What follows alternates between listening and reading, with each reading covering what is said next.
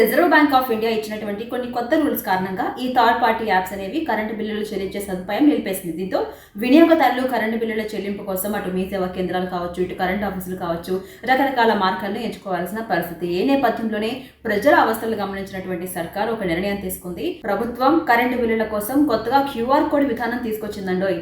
August నుంచి వినియోగదారులకు జారీ చేసే కరెంటు బిల్లులపై క్యూఆర్ కోడ్ అనేది ముద్రించబోతుందంట. ఈ మేరకు దక్షిణ తెలంగాణ విద్యుత్ పంపిణీ సంస్థ ఈ క్యూఆర్ కోడ్ విధానం తీసుకొచ్చిందంట.